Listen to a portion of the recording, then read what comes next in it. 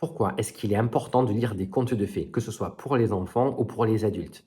Alors, je publie prochainement une réécriture du conte d'Andersen, La Petite Sirène. Je vais vous expliquer pourquoi j'ai choisi de réécrire ce conte en particulier et pourquoi c'est important de lire des contes de fées. Et j'insiste là-dessus. Alors, La Petite Sirène, parce que d'abord, j'ai toujours adoré, moi, les contes de fées. On m'en a lu beaucoup quand j'étais enfant et ça a vraiment nourri mon imaginaire. J'ai toujours adoré le monde de l'océan, ses mystères, le mystère de l'Atlantide par exemple, et puis j'ai toujours été un fan inconditionnel de Jules Verne et en particulier, vous l'aurez deviné, de 10 000 lieues sous les mers. J'ai choisi de réécrire La Petite Sirène, j'ai toujours adoré ce conte.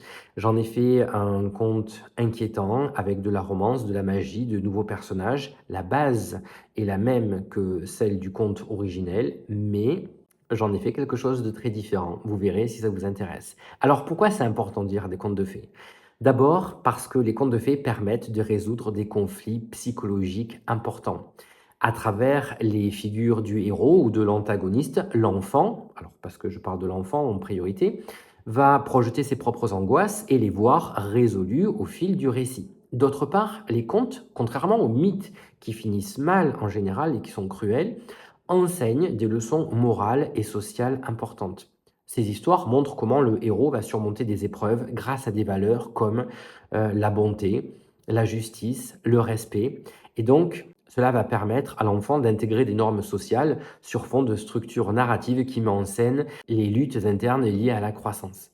Enfin, à travers ces contes, l'enfant qui va s'identifier au personnage principal va lui aussi vivre des situations émotionnellement intenses. Il va ressentir de la peur, de l'espoir, du courage et en ressortir renforcé. Il va se rendre compte que lui aussi, peut-être, aura la capacité plus tard d'affronter des épreuves difficiles.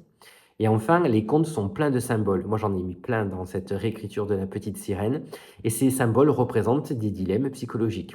Le changement d'un personnage ou la victoire du héros sur un monstre représente des changements psychologiques que nous pouvons éprouver ou nos propres victoires sur nos peurs inconscientes. Donc, à tous ces égards, les contes sont pour moi bien plus que des divertissements pour enfants. Ce sont des outils psychologiques puissants et j'encourage vraiment les parents à en lire à leurs enfants et à en lire eux-mêmes d'ailleurs. Pour moi, donc, La Petite Sirène va sortir le 14 novembre prochain. Si ça vous intéresse, n'hésitez pas de me faire un petit retour, c'est toujours agréable et puis on pourra en reparler à l'occasion.